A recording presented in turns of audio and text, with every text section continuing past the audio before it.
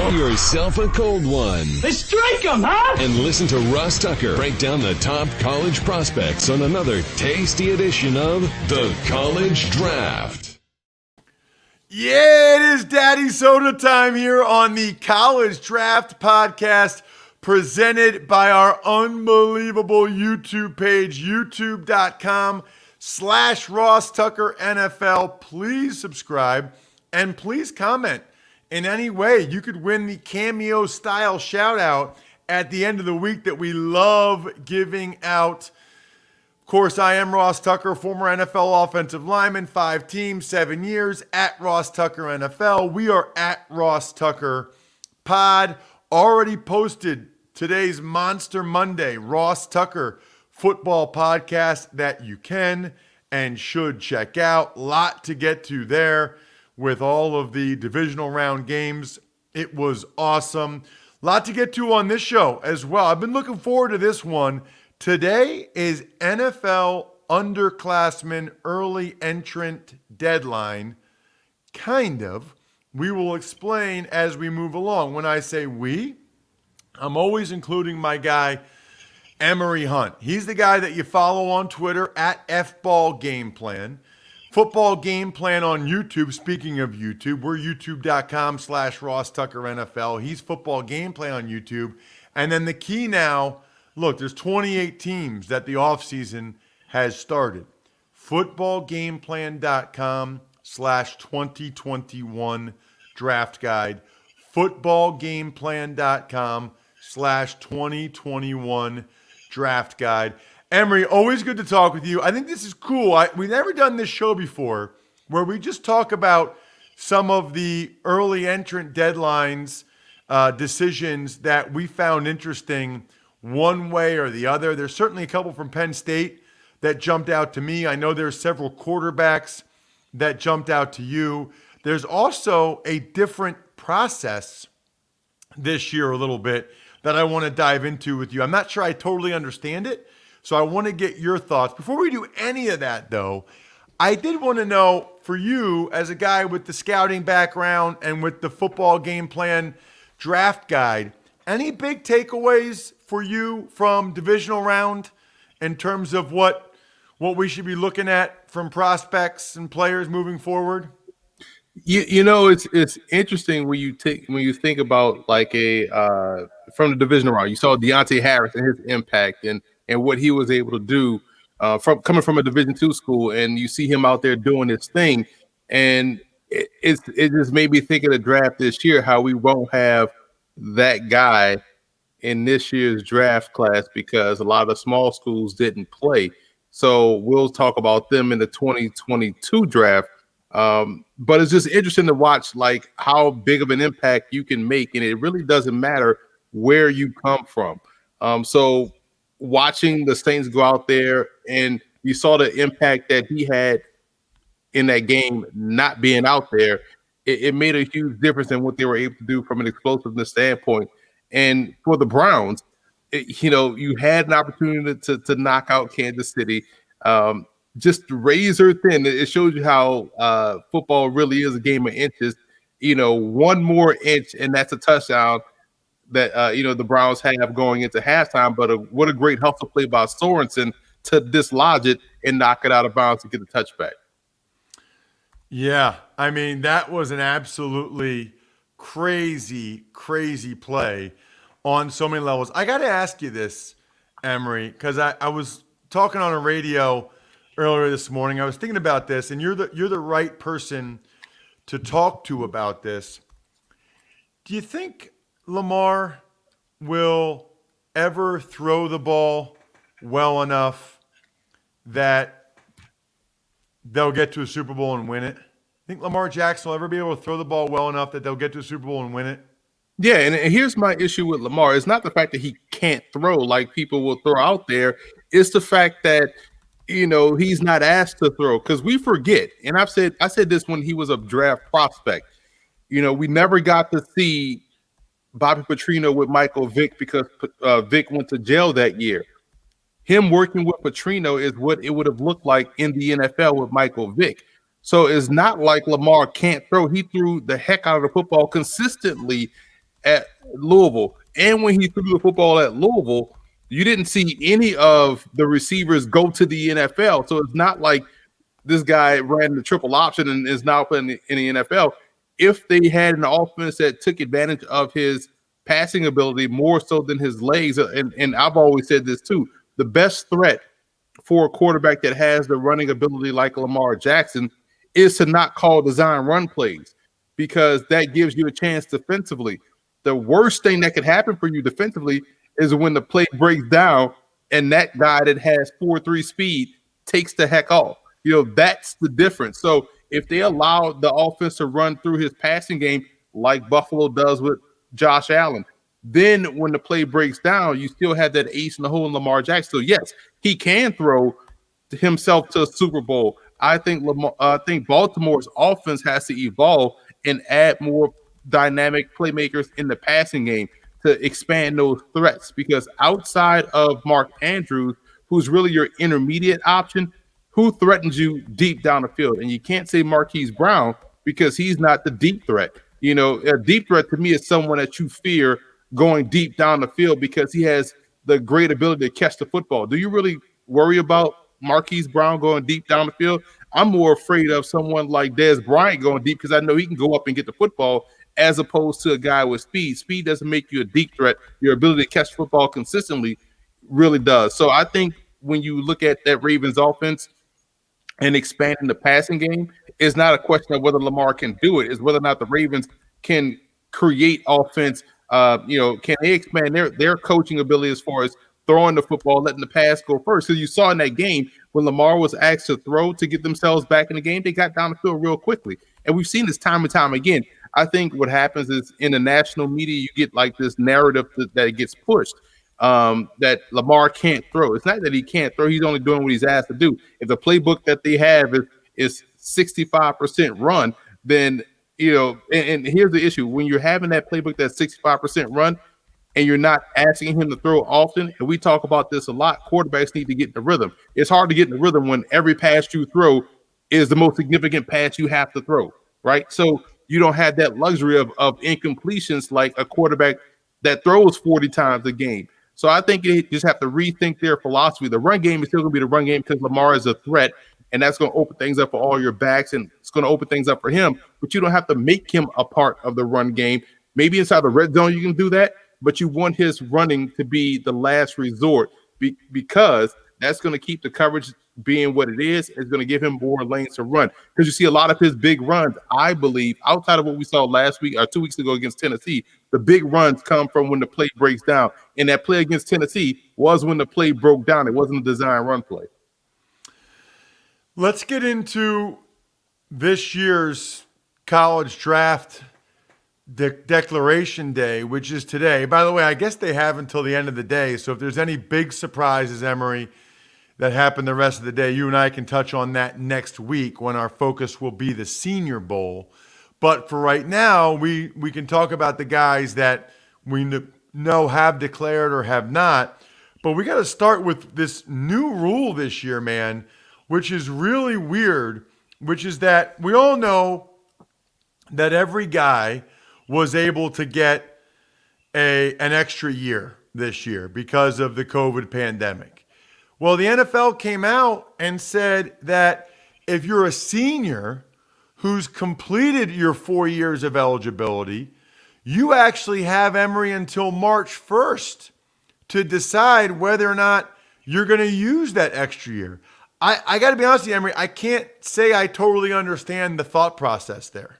Right, especially when you consider today as the declaration day, because if you're a senior, and I guess you look at it from combine prep, but we know there's not going to be a combine in how we understand the combine to be. So what makes them want to wait until March 1st? A lot of guys are going to make that decision regardless. I think what will happen, it'll put the onus on now these college coaches to strongly encourage a lot of the guys to leave, because from a college coach's perspective, that frees up a roster spot that they can go now and offer either a grad transfer, someone's in the portal, or a high school recruit that they're probably having gray shirt so to speak, because of the roster limitations. So, it's going to be a tricky process because you want guys the NFL would want to know who's going to be eligible for the draft, early. So therefore, those scouts can go and do the background work, especially considering this year is not going to be like most years. So you want to do as much work as possible. So having to stretch that out to March 1st, I think is going to be an issue because we know some small college teams are kicking off late in February. So you may get a situation where a guy has a great game and then wants to leave after that one game, in late February or whenever they start. Most start late February, some are starting in March. But, I just don't understand why the two dates. Like, what's the big difference between today and March 1st that's going to change someone's mind? Because a lot of people are already in all-star games. So what's going to happen from now until March 1st? I got to be honest, I am totally confused by it. Totally. Why would the seniors get more time to decide than the underclassmen? Right.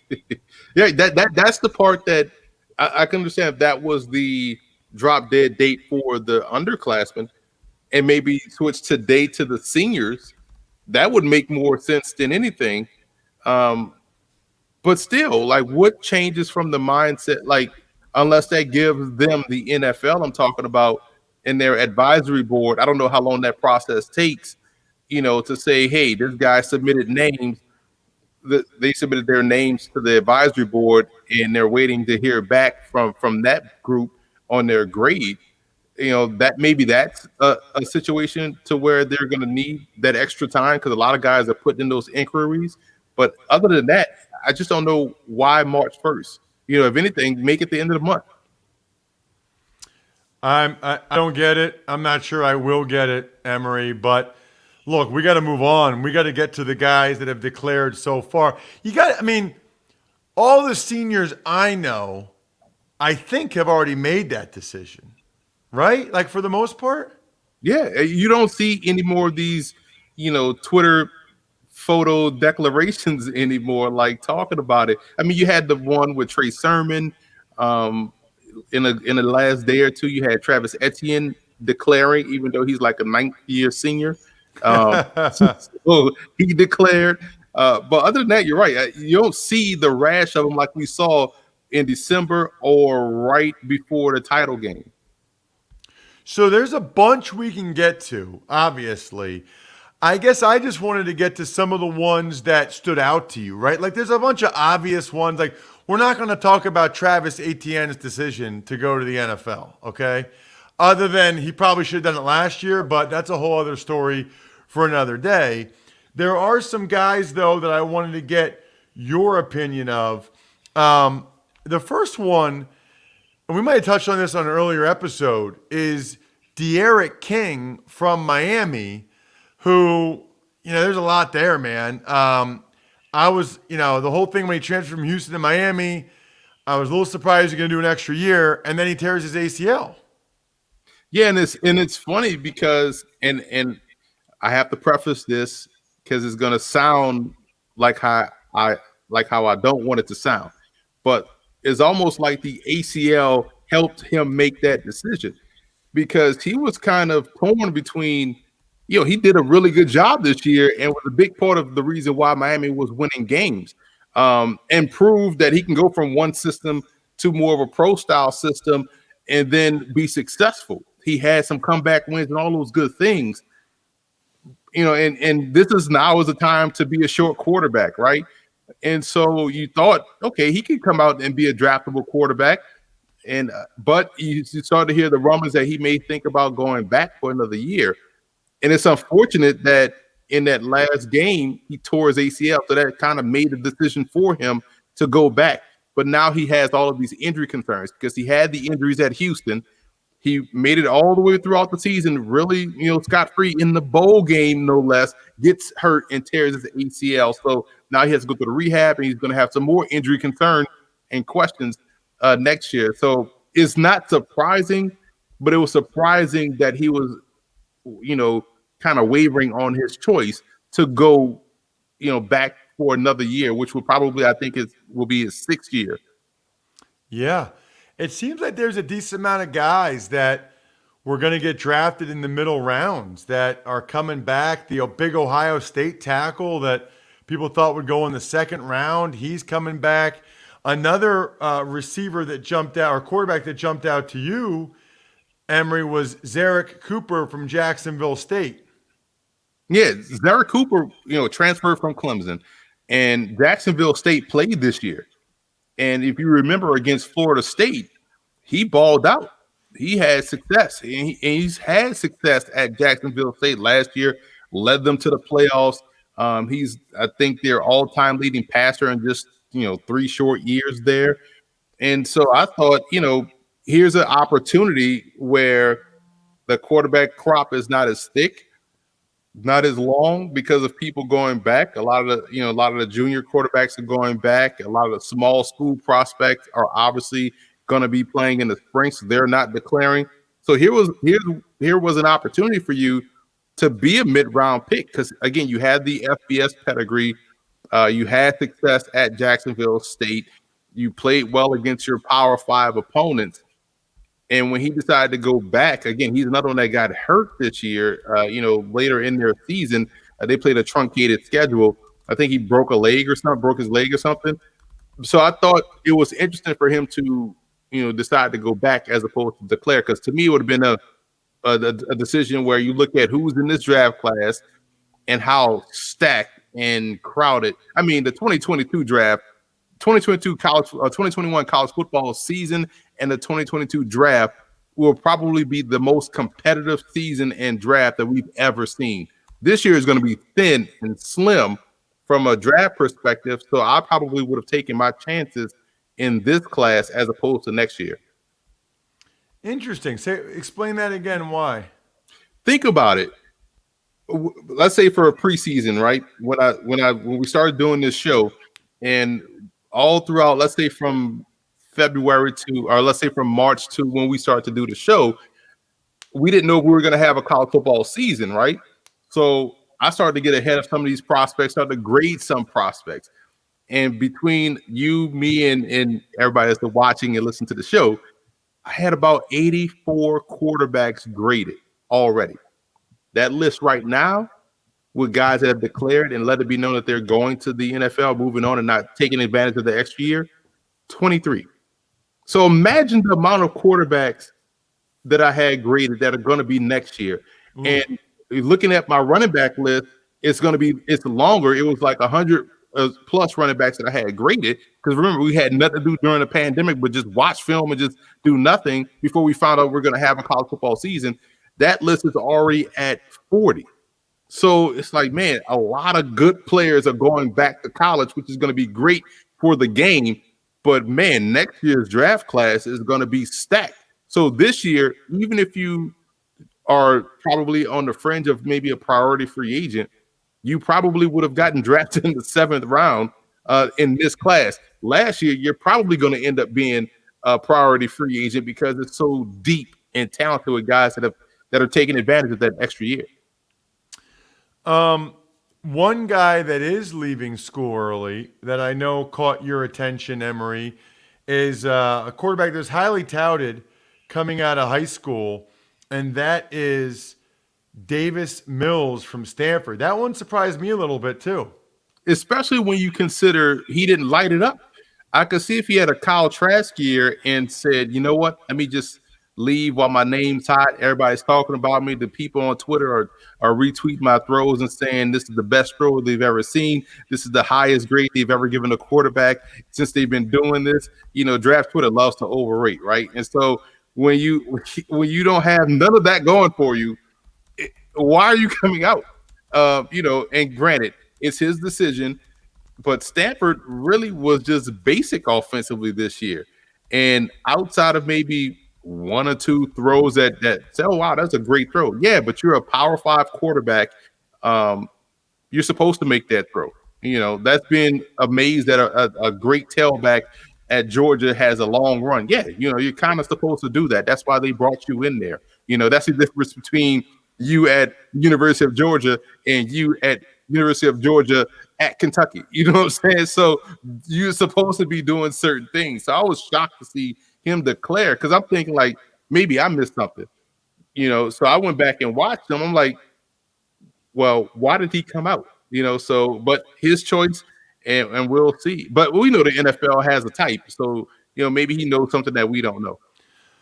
Well, the thing that's interesting to me too about it is, supposedly that there aren't guys right now that people think will necessarily be like lock top 10 picks next year, like they thought about guys like Justin Fields and Trevor Lawrence and even Trey Lance at this time a year ago. So it seems to me for a guy like Davis Mills or JT Daniels or whoever who is going back to Georgia, there's a lot of opportunity. There's a lot of opportunity to light it up next year and be that guy that kind of rises to the top of board. Speaking, by the way, of opportunity, how about this? DraftKings Sportsbook is the official sports betting partner of the UFC. And as a result, you can turn $1 into $257. That's right. New users can bet $1 on Conor McGregor to win by knockout in the first round. And if he does, you'll be cashing in $257.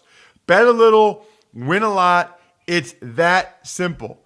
By the way, we also have the conference championship game Sunday. So if you want to do the DraftKings Sportsbook app or the DraftKings DFS app, that's the way to do it. Download the top-rated DraftKings Sportsbook app now and use promo code Ross when you sign up to turn $1 into $257 if McGregor wins by first round knockout. Place your bet and watch the fists fly this weekend.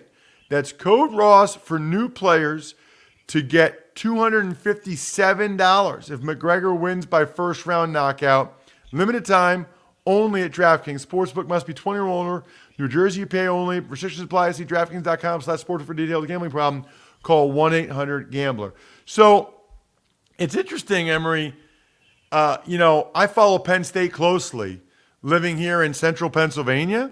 And Penn State actually had not one but two guys kind of surprised me with their decisions to go back to school. Jahan Dotson had an unbelievable year for Penn State. He's not a big dude. He's like 5'11", $175, silky smooth.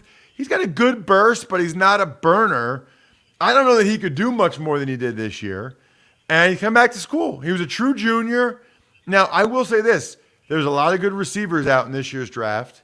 He wasn't like ranked in the top 10 when you look at the rankings. And I think now that he had such a good year, Emory, my sense is next year he'll be one of those guys talked about as like a top 10 guy. Like this year it's Devontae Smith and Waddle and Jamar Chase. He'll have a chance to be talked about like one of those guys going into next year and maybe be a first or second rounder instead of a third or fourth round. I was still a little bit surprised by that. And then Jaquan Brisker, who's a junior college kid from Lackawanna, he had an awesome year for Penn State. It was his second year out of JC. He might have been their most important defensive player. He was invited to the Senior Bowl. I thought he accepted the invite to the Senior Bowl, Emory, but evidently not. He's coming back to school. And I also think like he's talented enough, probably a good decision because he would have been a mid-round pick.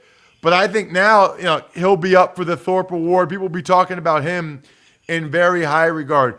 I used to think if you were top 4 rounds, you should go. But if you have a chance to go from third or fourth to first or second, it's not just the money. It just makes a big difference in sort of the equity the team has in you, right? Like how much invested they have in you and your success. Damn, that Ross, that may be the most prophetic thing you've said ever. Think about that. The investment they have in you, which means they give you more opportunity to work through your issues. That's the difference between a quarterback you draft in the first round and a quarterback you draft in the 5th round, right? So you better make all your throws if you're in the 5th round. The first round, we'll blame everybody around you before we get to the point to say, you know what, you are actually the problem. And you're right. So if you have a chance to really increase your equity or the team has equity in you, then you can do it, especially if you're at a position to where the physical toll isn't there on your body. And that's a great observation. I think that's a fantastic point.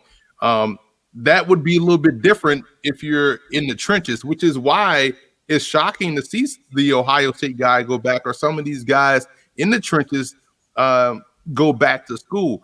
But you talk about the receiver for Penn State, it's that tricky thing, man, where, all right, yeah, they're talking about the Alabama receivers, and, Rondell Moore is another guy that people are talking about, and you may not be thought of as a top 10 guy.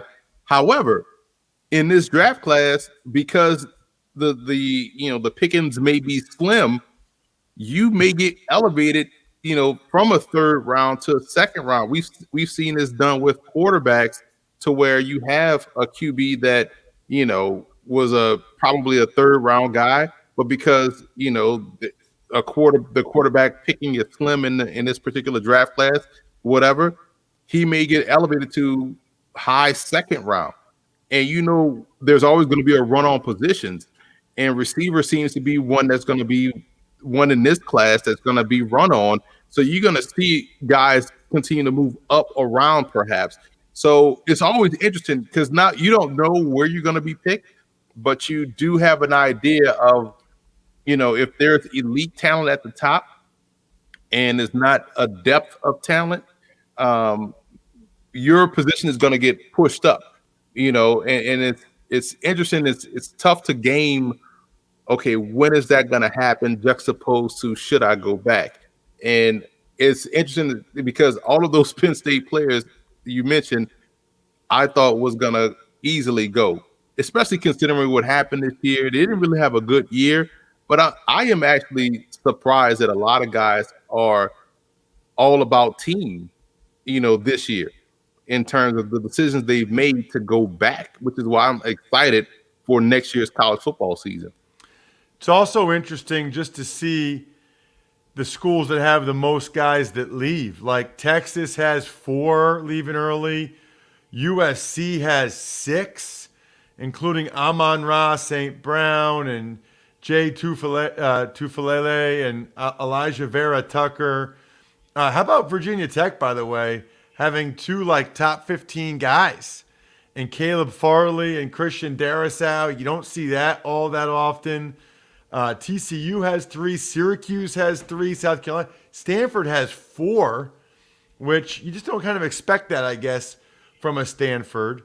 Oklahoma has 4. You kind of expect that. Ohio State only 1 in Sean Wade, which I think is interesting. So check out the trackers. Look, we're going to be talking about all these guys that already left. We're going to be talking all of them over the next few weeks. Next week, we'll dive into the Senior Bowl. After that, we're going to go hot and heavy on positional breakdowns. What do you got, Emory? Well, think about my Raging Cajuns. All of their there was a senior laden team this year. And outside of Elijah Mitchell and Trey Regas, Mitchell is going to the Senior Bowl, and Regas got an invite to the Shrine Game, but we know they're not being played. But all those other seniors have already announced they're coming back. So that's going to be another team with experience. But maybe they looked at it from the Group of 5 perspective, like, hey, we know we're not going to be top 10 picks or top 3-round picks, so let's just run it back one more year. So you've seen a lot of guys that were seniors that were good, quality players that would have been in camps, now decide to come back. Check him out on social media like I do. He's a stud. That's where you can follow all of his stuff at FBall Game Plan on Twitter, Football Game Plan on YouTube. We're youtube.com/Ross Tucker NFL. You can also get us social media at Ross Tucker NFL, at Ross Tucker Pod. Footballgameplan.com/2021 draft guides where it's at. Cannot wait to break down the Senior Bowl with Emory next week. We'll be with you. We are the place to be, the podcast you need to be with leading up until the 2021 draft. Other than that, the keg is kicked. We are all tapped out. Thanks for listening to the College Draft Podcast. Make sure to also subscribe to the Ross Tucker Football Podcast, Fantasy Feast, Even Money, and The Business of Sports. All available at Apple Podcasts, rosstucker.com, or wherever podcasts can be found.